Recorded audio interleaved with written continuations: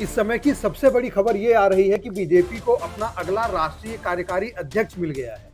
कई महीनों के इंतजार के बाद फाइनली बीजेपी संसदीय समिति ने बिहार सरकार के मौजूदा मंत्री श्री नितिन नवीन को अपना अगला राष्ट्रीय कार्यकारी अध्यक्ष बनाया है। अब यहाँ पर सवाल ये उठता है कि इतने सारे दिग्गजों के रहते हुए बीजेपी ने आखिरकार श्री नितिन नवीन को अपना अगला राष्ट्रीय कार्यकारी अध्यक्ष क्यों बनाया। कौन है ये नितिन नवीन? तो नितिन नवीन 5 बार के एमएलए हैं। 2006 से लगातार ये बिहार में एमएलए हैं।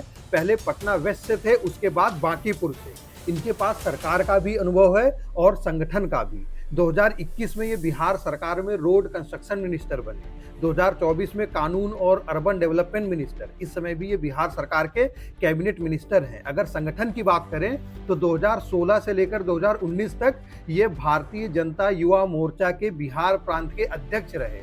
2019 में ये BJYM के राष्ट्रीय महासचिव भी बने। इस समय वर्तमान में ये बीजेपी छत्तीसगढ़ के प्रभारी हैं। अगर पारिवारिक पृष्ठभूमि की बात करें तो एक कायस्थ परिवार से आते हैं। इनके पिता स्वर्गीय श्री नवीन सिन्हा जी भी सीनियर बीजेपी लीडर थे। इनकी पत्नी का नाम है डॉक्टर दीपमाला श्रीवास्तव। ये एक रियल एस्टेट बिजनेसमैन है।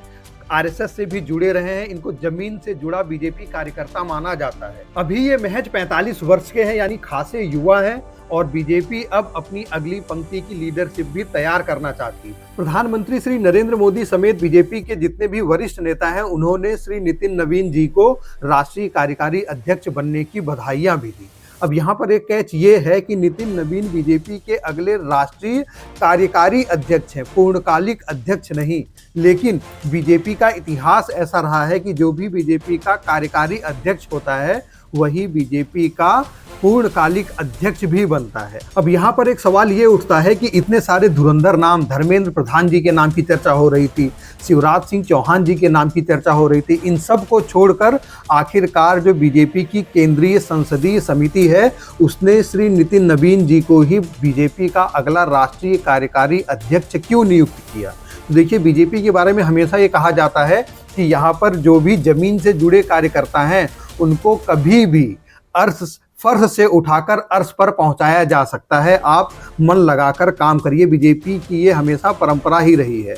तो बीजेपी की जो संसदीय समिति है उसने जरूर श्री नितिन नवीन जी के अंदर कुछ न कुछ गुण देखे होंगे।